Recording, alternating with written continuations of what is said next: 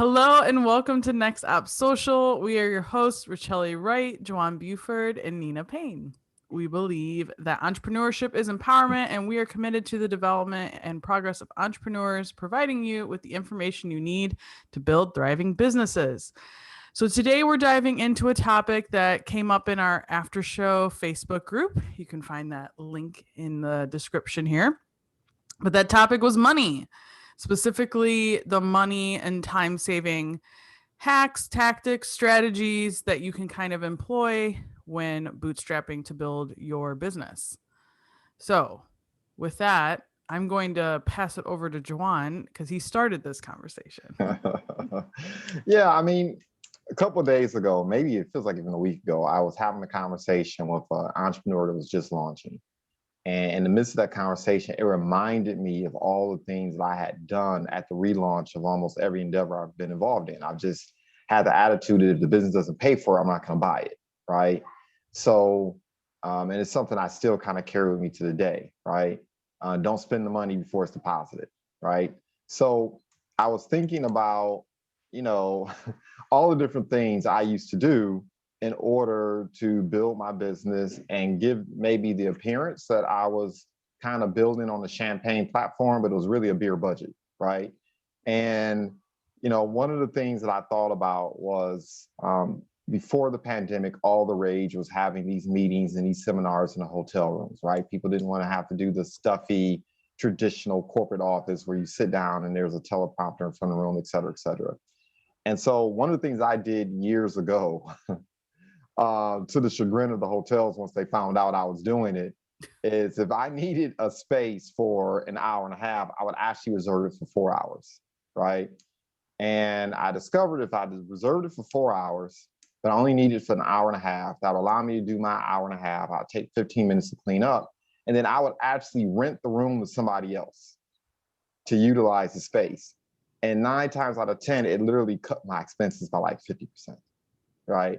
And I was sitting down kind of chuckling about how often I did that at different hotel spaces around Detroit Metro before they finally got hip to it. And they're like, no, you can't be making money off it. They basically saw it as me making a profit off of them, right? But hey, I had no shame. I would do it today. Something else that I did actually relatively recently, just because I was real skeptical about some of the reservations I had been making at a restaurant that's down the street from here. Like they were open sometimes, they were closed other times. It was kind of annoying me. And once again, I wouldn't recommend you making it public that you're doing this, but I would literally make multiple reservations at the restaurant. They pissed me off. One day I made a reservation there and they didn't hold my reservation. I said, okay, I'll fix you. So I went ahead, I made multiple reservations on a particular night to make sure that didn't happen again. And then as I was sitting there listening to them call off my other aliases and looking at all the other people in the room, I said to myself, you know what? I could probably charge people for my reservation. Oh, jeez. But look, I did it a couple times, and to be transparent, I would say about 12 years ago, I did that with some frequency at some of the restaurants downtown. Like I was just looking for ways to save money and entertain my guests. You sit across the table from someone, they're about to order popcorn, shrimp, and steak and everything else, and you're bootstrapping, right? We've all been there. At least I know I've been there. I've taken out individuals whose advice and guidance that I wanted, and I said, look, lunch is on me. And I remember particularly I was an investment advisor. I hated it when CEOs would do this to me. They would go to the athletic club. And back then, a bowl of soup, I'm looking at the price. I'm like, dude, like I'm just starting out. I can't do this, And I would be praying they don't get the full entree because that would like break me for the next 2-3 days. I wouldn't be able to put gas in my car. So, I mean, those are some of the tactics that I kind of resorted to. And if you can't tell, I got a long list of them, right? But these are some of the things I did to conserve money. So years ago, and like I said, I used it recently, I would, like I said, multiple reservations. I'd be sitting up looking at the people and I would turn to them like, you can take that reservation for $10, $15. What do you got? And they would look at me, and sure enough, they'd walk outside the door, talk to their partner, come back, and I'd have $15 in hands. Okay, that's one entree. And then would do it like another 2, 3 times. So Wow. yeah, y'all about to hear some stuff today. Wow. No, I had no idea. I thought we were going to be talking about the fact that instead of taking clients to dinner, you take them for coffee. Right. No, this came out of very creative money. Yeah. Yeah. Didn't do I mean, because people do you like that. Attorneys, oh, attorneys will mess you over. What was that place downtown Detroit off of what was called the Oyster Bar? Tom's Oyster Bar. It's now yeah. Before, that was where the attorneys hung out for the most part, right? And when I would get on the phone with an attorney and say, look, lunch is on me, and they would say Tom's Oyster Bar, I would just shake my head like, dang it, man, they about to get me. Like, I know, I know they're not about to order coffee and you roll up in here. But in any respect, those are some of the things I thought about. Like I said, I got a long laundry list, but I'd be curious to hear what some of your money-saving, bootstrapping hacks are, Nina. I that's interesting. I don't necessarily live in that space of trying to like if I didn't have it, I wouldn't take people to lunch. Like I didn't even thought about trying to figure out how to, play it. You know what I mean? I just if I didn't have it, we go to coffee, or we would, I'm in a library room sometimes, those little side room, event rooms. I've done parks. Meet me in the park, and we'll have, you know what I mean? I just, I would just do it that way. That was the first starting out kind of thing. Or I would take them to my friend's studio, or something might be interesting enough that they thought it'd be pretty cool. I would do stuff like that, it would one, save me or cost me nothing, and then two, still be impressive to whoever I was meeting with, that I thought I needed to impress a potential client or something like that. But nope, never did the double reservations and none of that. Oh my goodness, I've done the hotels, today. hotel lobbies where they serve drinks or serve like snacks or something like that. I've done that a gazillion times, and some lobbies are better than others. But I've yeah, I don't have anything like that, other than the fact that for me, I don't have it, I don't spend it. So that's a core value of mine. I don't do it. I think of other creative ways to be impressive, or to get to the meat of the bones. I'm a meat of the bones, meat and potatoes type of person, as you know. So let's get to it. I don't need to impress you in a fact of, in a way that is going to be detrimental or set a standard, right? So if we're meeting at, London Chop House this week, they're going to want to meet at, Caucus Club next week. I just doesn't. I mean, I've done stuff where I've used other people's memberships at the DAC or something like that to kind of move around. Depends on the level of client, I guess. But yeah, you're way more creative in that aspect than I ever was. And lots of coffee shops and lots of now with the office and conference rooms, I utilize that a lot. Or thank God now for virtual meetings, where people it's more acceptable now to just do a virtual meeting than it is having to figure out where we're going to go to spend money. That is a blessing for entrepreneurs. I don't know if people realize that, but the amount of money that we're saving by not having to go to places and spend money and blah blah blah and travel back, that in itself is a money saving tip whenever possible. So Calendly and some of the other automatic calendar meeting apps to utilize to organize yourself and to be able to maximize your meeting time is a money saving tip. Right. So among some other things, but the meeting things, as we're talking about that's just kind of where I've been over the years. I don't have it, I don't spend it. How about yourself, Shelley? Any creative money saving tips? Well, in terms of my experience is similar to Nina's. When I would meet with people, a lot of times it would I had the convenience of working with a lot of like photographers or creatives in that capacity. So sometimes, and if I'm working with them a little more regularly, they had studio space, or I worked with people who provided studio space for photographers, things like that. So sometimes I would, because I was also providing marketing stuff for them, I would use their spaces, right? And they didn't care, right? If I'm going to potentially bring them clients as well. I did a lot of, in the beginning, barter and trade opportunities, not always for like work, but like, how can we continue to benefit each other, barter trade sort of thing. To, well, first of all, to build a reputation or a testimonial or anything for myself, but also just to, yeah, sometimes meeting at Starbucks and whatever. I tried to avoid the coffee shop. I would do a lot of like the libraries, right? Or even a park or stuff like that. The coffee shops became tedious even for me too. Or like, there might not even be a place to sit or whatever. So in terms of that aspect, yeah, my experience is a little more similar to Nina's. Again, if I didn't have a whole, I guess, it might also be with the nature of my work, right? And so much of a part of the nature of my work was more of, especially in the beginning, like task and execution oriented. So it really wasn't this we need to have a whole huge discussion about it. It's like, okay, I need you to just do this, right? So but truthfully too, I have been using Zoom for a very long time, way before Zoom became a big thing. It was like I was using Zoom when people were like, what do you mean you want to talk to me over this computer? Like, or aspects of like our Google Meet, things like that. Just because as well, like a lot of my clients, especially in the beginning, ironically, were not in Metro Detroit. They were all over the place.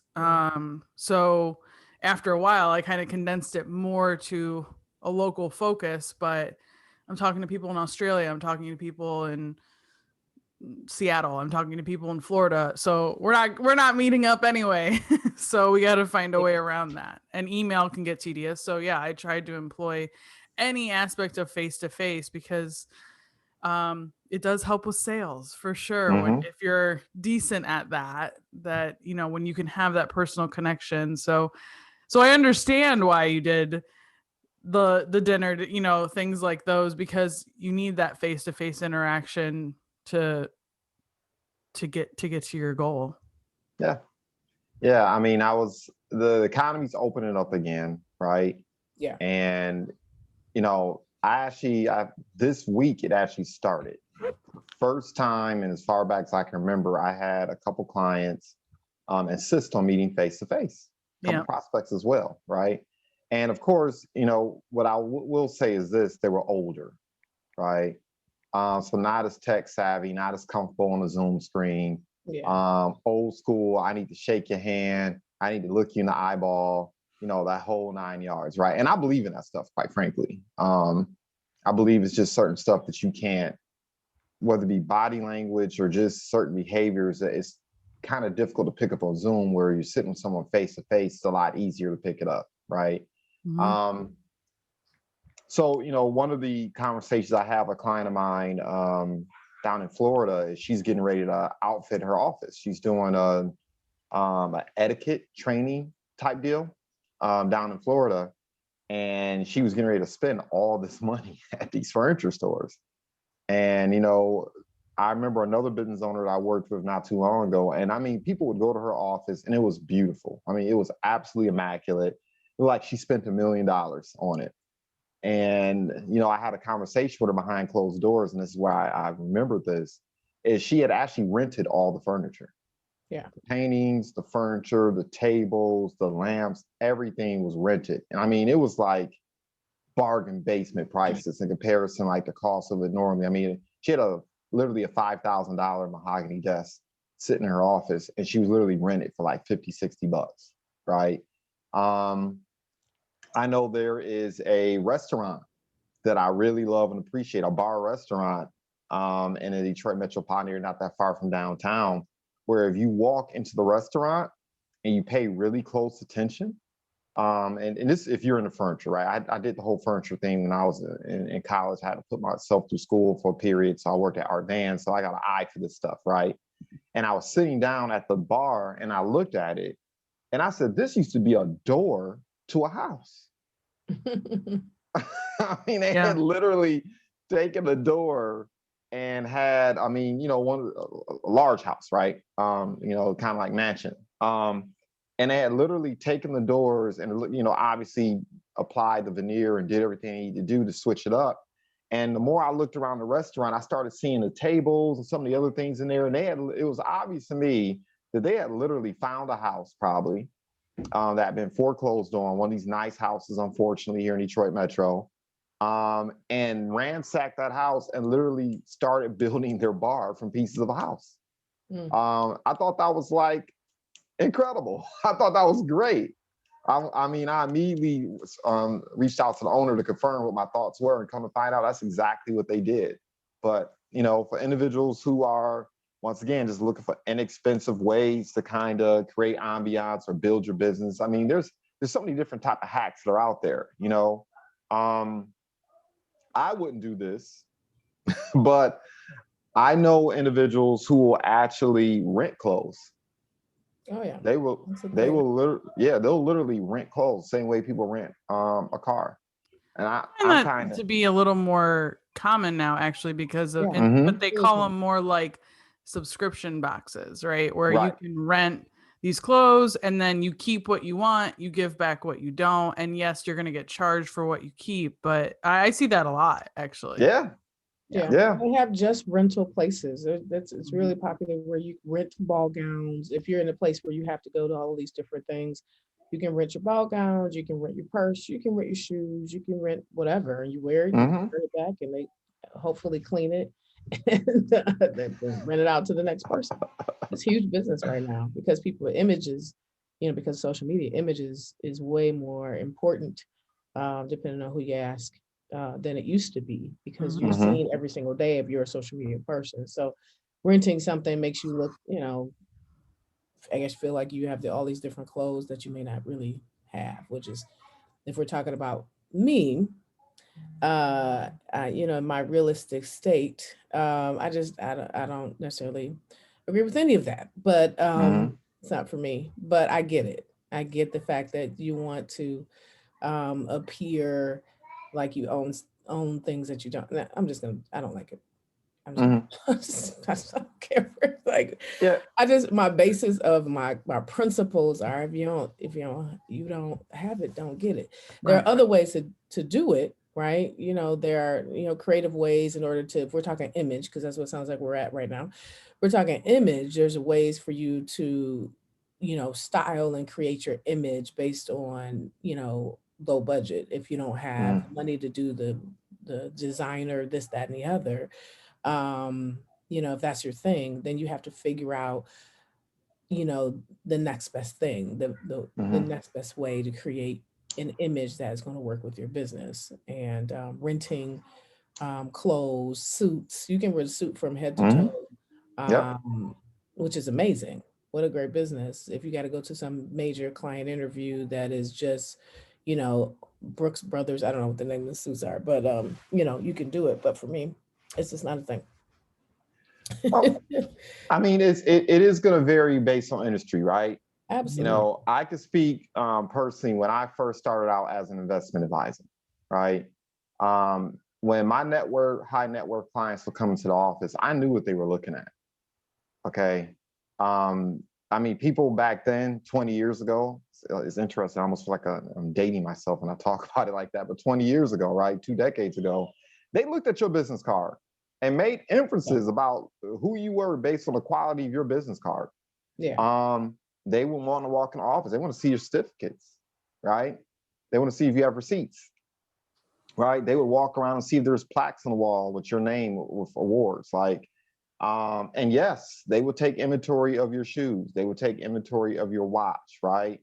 Now, like I said, there's some professions where that's not necessary, but then again, there's certain professions where in order to sit down in front of someone with a net worth of, 100 million, you better look like you're at least worth a million, right? And that's how it works in certain professions. I know with real estate agents, it can be the same thing. Like, you're not going to walk into certain neighborhoods in California looking like $50. You can't look like White Castle. What, you sit across the table? Yeah, you can't look like White Castle if you're sitting in front of them, whether it be at a coffee shop, at a restaurant, or even if you're sitting in their home, right? And for those entrepreneurs and business owners who have to, quite frankly, quote unquote, look like money, I don't really call it faking it. I would say faithing it until you make it, right? Doing what you have to do. These things are necessary, right? I know for me, something else I used to do, right? For the entrepreneurs who are in positions like that, where, yeah, appearance matters.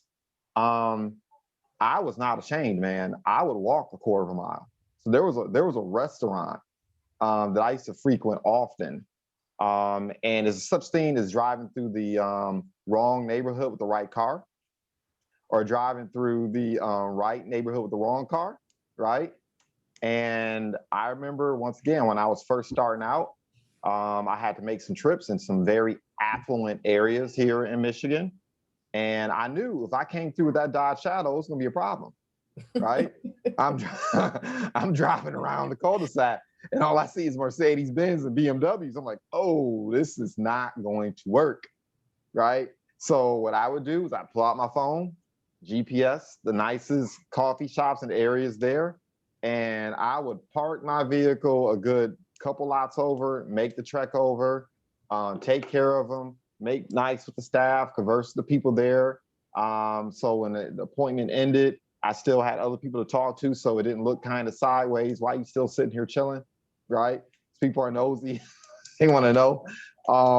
I mean, these are some of the things that, a lot of professionals, including myself, had to do in the beginning to avoid having to spend the extra money, right? To avoid having to make the splurge, so to speak.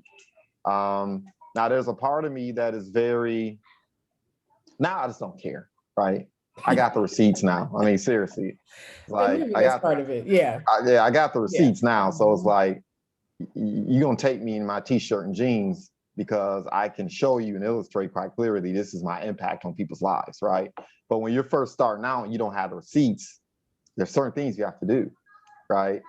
I remember travel arrangements. Like, I knew 9 times out of 10, if I was trying to travel to Los Angeles from Detroit, I was going to have to make a stop in Arizona and Phoenix. Like, I kind of started learning the airline routes, right? And I figured out which ones were less expensive versus others, right? When you had to do round trips and whatnot. I would spend hours at a time and literally save thousands of dollars on a monthly basis if I was traveling to the West Coast. Or I hated the layover. The layover made no sense to me. Every single time, New York, layover in Chicago, before I get to Detroit, I'm like, what's that? So I was not opposed to catching a flight to a totally different city so I can make the commute via drive, right? To avoid the layover and additional costs and all that stuff. Yeah. I mean, there are things that you can do when you're an entrepreneur just starting out to kind of, quote unquote, look the part and do what you need to do to have success when you don't have those receipts. A lot of the technology we have today, of course, is changing everything, right? It's complete and utter game changer. I'm looking at your background, right? Nina, for all I know, you could be working out of, a storage place. Right. Never know. Working out of a storage place, but you have the background. And I remember talking to a realtor. He's actually in North Carolina. And he went through a period of like 3 months of homelessness where, no residence, no nothing. And he was literally, that's what he did. He actually rented a storage place and was living out that place for about 2.5, 3 months. Yeah. But because of this technology, you wouldn't have known it, right? He had a different background every single time. Thank God, the background never failed. You couldn't look in there and see what was going on with them. Boxes.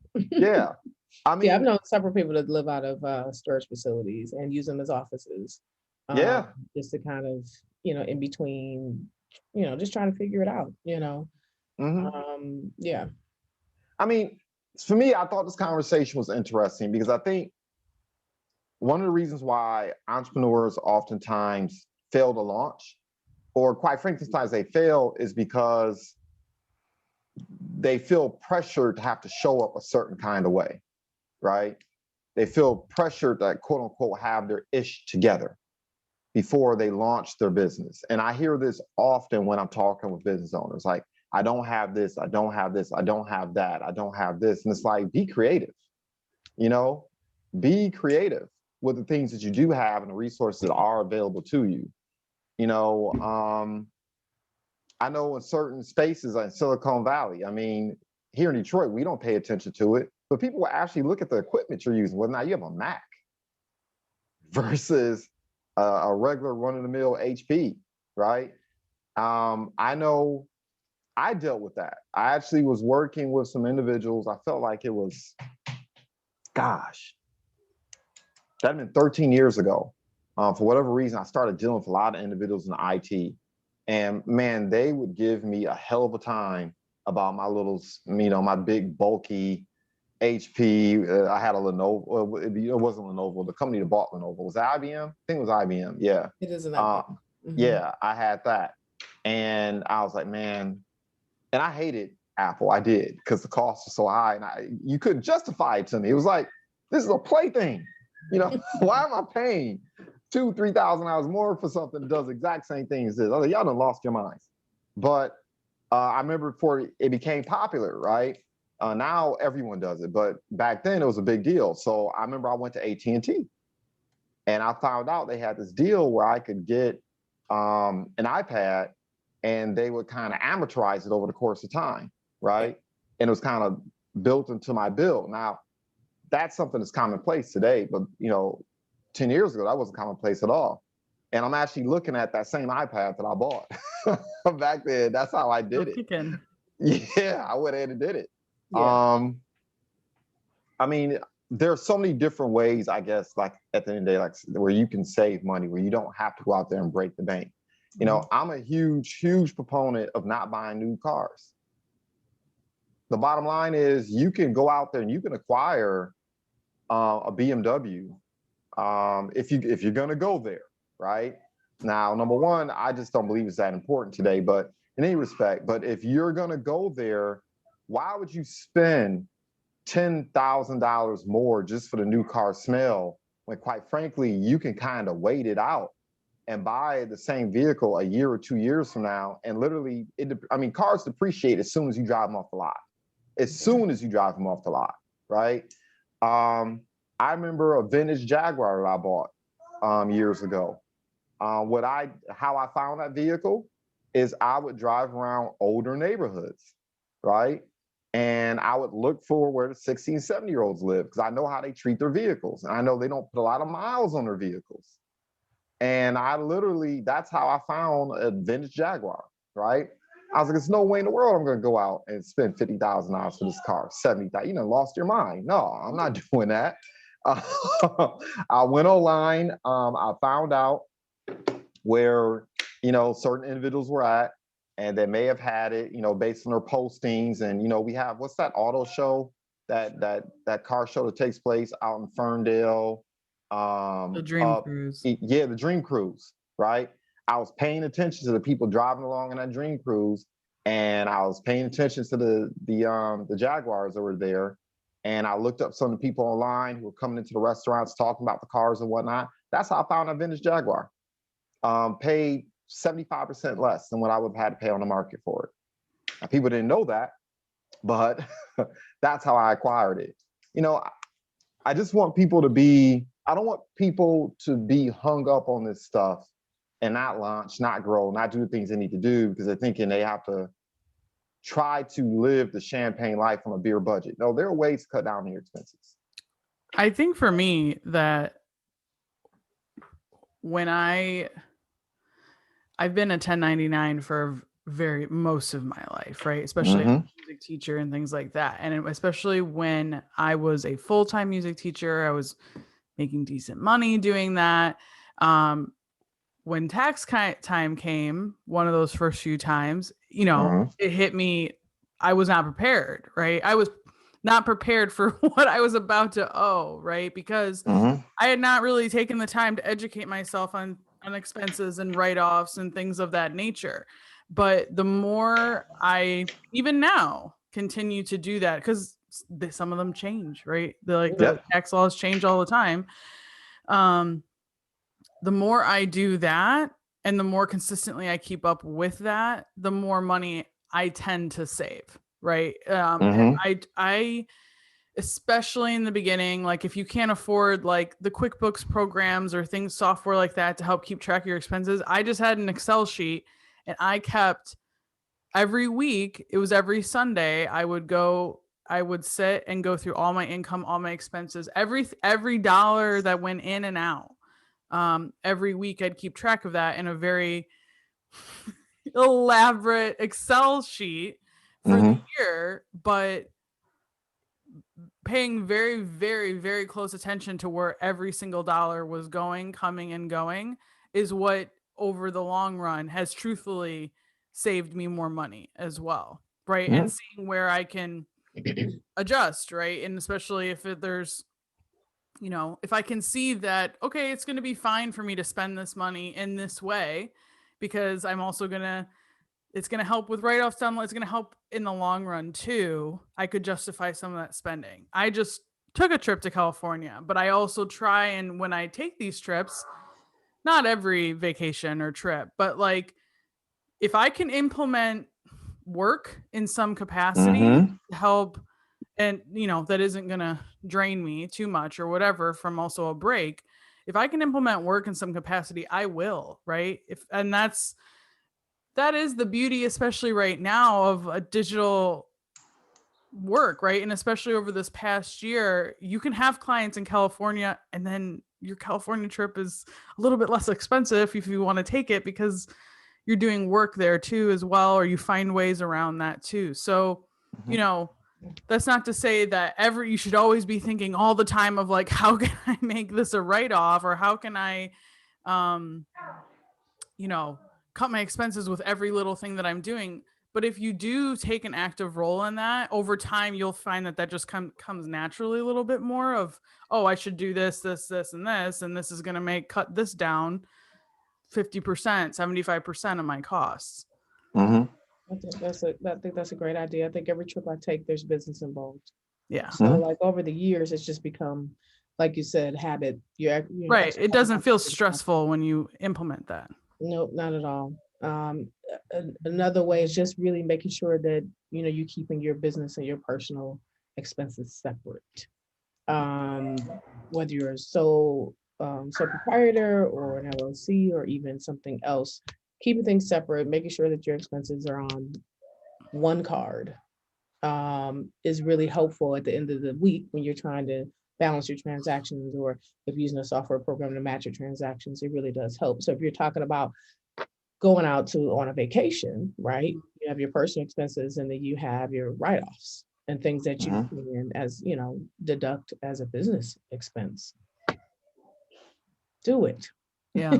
I mean, but do it. There's so many things that you can deduct to save money while you're on vacation. They're all work vacations as far as I'm concerned. Yeah. So, I don't know about taking a personal vacation because there's, you know, entrepreneurship is in your bones. And so there's an opportunity that you're going to meet and look. And we met with even New Orleans when my husband's birthday just passed. We set up meetings with a couple of judges and some nonprofits and things that we were interested in New Orleans, just to be a part of the culture, because he has a merchandising company. And then of course I have event and production. So we combined those, and even though they were, you know, some were social meetings and some were trying to figure out, you know, how we can fit into the culture. It's all a business expense to me.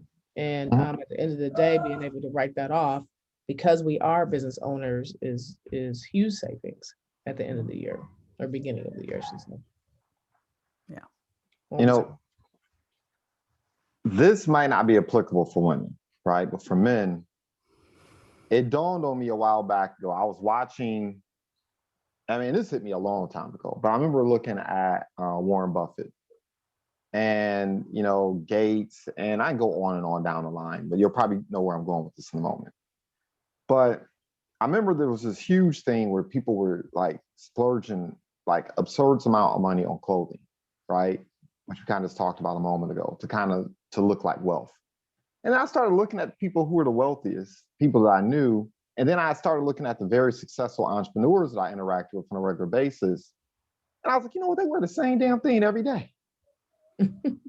So how do you know whether or not it's new or old? And I sat back and I thought about that for a moment. I said, you gotta be kidding me. Like, I remember there was a very wealthy GA that I worked with, and he literally wore the same suit jacket. It wasn't the same, but it looked the same every single day. It was the same color. It was the same pattern, right? And I mean, for the men listening in, look, man, you get yourself 2 or 3 good, nice blue blazers. Get yourself some gray slacks, right? Or some blue slacks, or, you know, talk to your stylist, whatever, to get whatever your color scheme is going to be. And look, unless someone's going to walk up and pop your collar to look to see if it's a little bit shiny or something, no one's going to know if you are sporting the same jacket. I mean, it's just the things I think about, right? When you're first, like I said, starting out, ways that you can actually save money. I'd say even not just starting out, get a uniform, get a capsule wardrobe, and call it a day. Don't over it unless your business is fashion. Don't overthink it. Right. Yeah. I mean, I think when you were saying before, it really depends on the nature of your business. Say, for instance, I'm in, corporate production and events. It's just like entertainment from a production level for us. It's black. There's not a whole lot of, frills and through. They're not looking at what you're wearing. They're looking at your ability to be able to execute this event. And so, but if I was in celebrity weddings, that's a whole different model where I need to come looking like a celebrity. You know what I'm saying? I need to show up, wearing, the Birkin bag and the, red bottoms. And I need to be able to speak to speak, walk to walk, talk to talk. So it really, really depends on your industry. So understanding that and knowing if your industry requires that or not I think is key when we're talking about fashion and image and how you show up. It's super key. And I think the difference between men and women is that women, there's I think we have a lot more options when it comes to what we wear and how we can kind of put outfits together to look a certain way.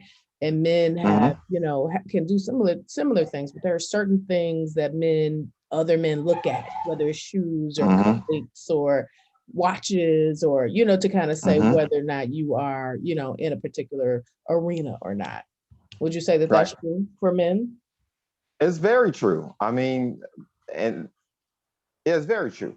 I mean, like I said, almost everything we talk about can be broken down by industry, right? And what your industry standards are. But, that statement you made as it relates to men's clothing is very true. I mean, there's a lot of uniformity in men's clothing for the most part. And so, you can buy, as Rochelle mentioned earlier, I mean, you can buy some things. Like, for instance, there's a guy that I know, I wouldn't do it. I mean, I thought it was corny when I first watched it years ago. But he's still been doing it to this day, and it's been working for him, right? He literally created a uniform. Like, he called himself the finance doctor. And he literally walked around in a dress, kind of sort of attire like a doctor. He even had the scope hanging around his neck. And yeah, he did it. And I thought it was corny as all branding. Yeah, he's a brand. Yes, but I watched them and I looked up, and you hit the nail on the head. It was a brand. Like, we all knew him. We saw him coming, and he did decent work. You know what I'm saying? Like, he did good work. So what became corny in the beginning ended up becoming winning for him. Like, people would seek him out and they would know who he was based on his attire. And I would see it in his flyers and see it in his online presence and the whole 9 yards. Once again, just a really creative way to cut back on that decision-making process of how I'm going to adorn myself. my gosh, man, I'm thinking like 4 or 5 other things at the same time Yeah. about different ways in which people can manage their finances and manage their business in such a way that this can save them. Sort of about, there are certain little things you can do, right, in terms of how you show up, that will say, they'll speak volumes about you. When I started out, um, I wanted to work with doctors. I wanted to work with attorneys. I wanted to work with real estate professionals. I wanted to work with people in PR because, when I first started out 20 years ago, those were the type of businesses you wanted to do business with. They had the cash, right? Mm. And so what I began doing is I started mirror matching them, right? So I noticed the majority of professionals, when I would sit across the table from them, they would have a certain type of portfolio and they would have a legal pad. And I noticed they would have certain types of pens and things like that, right? And so while I may not have been able to match them in terms of my attire, because they were, like I said, walking in looking like $1 million, and I was on a, straight up, I wouldn't even call it a Five Below diet, budget. It was worse than that. I was on a straight up Heineken diet, But anyway, Heineken budget. But in respect, what I started doing, because I noticed people like to do business with folks who look like them, right? People like to work with people whom they feel like they can identify with. So that's what I would do. I would go out and I would go to Office Max or Office Depot back then, and I would get a decent portfolio. I would show up with the legal pad. And when they looked across the table, I had a lot of the same accoutrements they did, right? And it's just those little things that you can pay attention to in sales Yeah. that make the biggest difference in the world. And once again, it can save you a lot just doing those little things. So that's something else I thought about. There used to be a furniture liquidators. Furniture liquidators. It was off of Middle Belt. It was near Plymouth. But I remember I would go to places like that and I would find basically businesses that have gone out of business. I would find out where they were doing their liquidation sales and I would go there and pick stuff up, right? And there's a lot of that going on right now. People who have probate sales. And I'm not talking about, for their homes, I'm literally talking about for their businesses, right? And you can pick up things at places like that. Mm-hmm. And once again, outfit yourself really nice when it comes to dealing with clients and individuals. I'm gonna press pause there because I came up with like 4 more as I was thinking about that.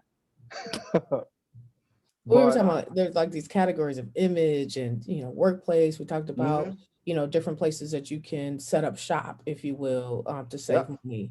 For me, the co-working space has worked out really well, and I Hmm. don't have to take on the expenses of a whole office. In my business, I'm either going to the client, I'm on a video call, I'm going to the site where the event's going to take place, or I'm doing admin in the office. That's pretty much it. And I know I did the whole like coffee shop park thing for years just because it Hmm. just worked out until I needed an office. So that's one of them. Another thing that I think, as far as cutting the fat, if you will, or trying to save money as an entrepreneur, is I know we do a lot of these. And this is more money saving. There's a lot of programs, monthly programs that we buy into that we kind of forget that we are part of subscription base. You know what I Yep. mean? Like if you can kind of take an inventory of what you're spending money on every month, I don't care if it's the gym or some subscription box or cable, or it all adds up after a while. Mm-hmm.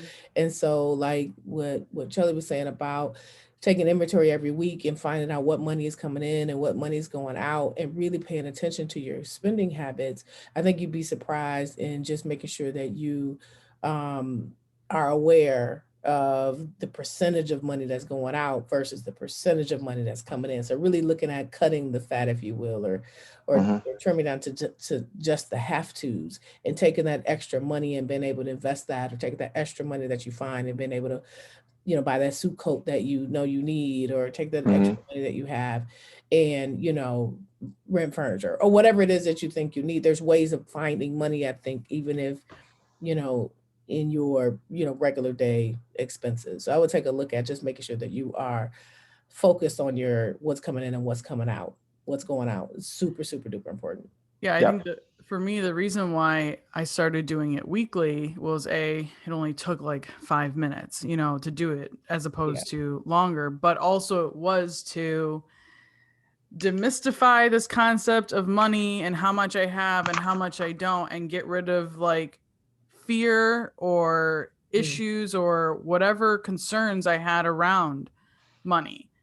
yeah. And just because those get amplified, the more you avoid it, the more Mm-hmm. you avoid thinking about it, the more you avoid looking at it, the more you avoid thinking, I'll deal with that later. I'd force myself to do it just so that this didn't continue to grow into a fear or be a fear or anything like that. So it wasn't, so yes, it was it's very much a practice and a part of like, it keeps me organized, and then also cuts down on the amount of time I have to do in tax time as well. But it's also so that there's none of this like concern and worry and internal issue around money in general, which can definitely be a huge trigger and issue for people in general, whether you have it or don't, right? I Mm-hmm. think that, yeah, we all have habits and things that we have feelings around money. So that's why it was like, I need to do this every week to get rid of these concerns around scarcity and things like that. Yeah, speaking of that, I think, we as entrepreneurs, and we've all discussed this, Mm-hmm. in having to do everything ourselves. Mm-hmm. Here's that thing that we're going to talk about, right? So, and we don't think we have the money to hire anybody to help, or we don't think we have to touch it. It's our baby, nobody's going to do it like us, kind of thing. And I think some of the things I've discovered in that aspect over the years is, you know, coming up with a way to bring people on, get the things done, and be able to manage the outcomes, Mm-hmm. so that you are not spending hours on hours trying to design your logo, or or if anything that's outside your wheelhouse that you're bringing on help to do. It really does, at the end of the day, save you money, because otherwise you would have to spend, not that we're not capable, because we'll figure it out, because that's what we do. But am I going to spend hours trying to learn how to set up my website, or am I going to spend hours, those same hours developing a sales plan? You know what I mean? Like, you have to really think about where to utilize your skill set, um, when it's time to go ahead and bring somebody on to handle that task. And it doesn't have to be a full-time employee. We're talking about just contracting someone to do the work, right? Mm-hmm. And maybe it's an opportunity for you to barter, because I'm a barterer too, Jelly. Like, if I can help you do this and you help me do that, it's a win-win. We both need help in these areas, and I might have skills over here, you can have skills over there. And I found that right there saves me a ton of time. And time is money when you're talking about being able to maximize what you're doing and your output that you're giving to the universe when it comes to your business. And so I look at every opportunity to try to bring somebody on, if I can, to do these tasks, and to help me to focus, so I can focus on, developing and moving and growing and scaling. Mm-hmm. You said something, Nina, earlier that caught my attention, and it's something I used to force individuals to do years ago. And it's something I'll do periodically from time to time. And what I would tell them to do is, I want you to go buy a little small journal, and every dime you spend must go on that journal. I don't care if it's on bubble gum. I don't care if it's for a soda. I don't care if it's paying your utility bill or your mortgage. By literally every time you spend $1, you must write it down. Hmm. And that will do wonders for your awareness. Yeah. In terms of, yeah. Because a lot of times that's also the issue, right? People are not aware, because you have this plastic, right? And you just start putting things on the plastic. You go from place to place. Oh, let me get these chips here. Or, oh, I just passed by here. Let me get some ice cream here. And oh, I feel like getting a banana or some nuts here. Or, you know what? I've been thinking about getting this for my office. Let me go ahead and get there. You're just not aware, Mm-hmm. right? And you can literally kill your budget by a million cuts. Yeah. Doing things like that, right? Now, I'm a firm believer that, when it comes to certain things, you can only take, there's only so many austerity measures you can take. At some point, you have to earn more, right? which is another conversation another time. But you can only cut so much. At some point, you got to figure out a way to earn more. There's a service that I was a huge fan of. I'm thinking about returning back to it. It was called Shoebox, right? Where you would literally take your receipts and they would send an envelope or, something that you put the receipts in, and you would send it to them. And they would literally itemize all your expenses. So it was great because come tax time, any CPA or accountant or even a bookkeeper will tell you the majority expense is getting your stuff together. Right. You don't have your paperwork. You don't have your affairs in order. So they have to charge you the arm and the leg. And I like that service because it pretty much itemized everything. Like you knew exactly what your expenses were. You knew what your revenues were. It would account for that if you wanted it to as well. But I utilized it primarily just to keep up the expenses, the receipts, right?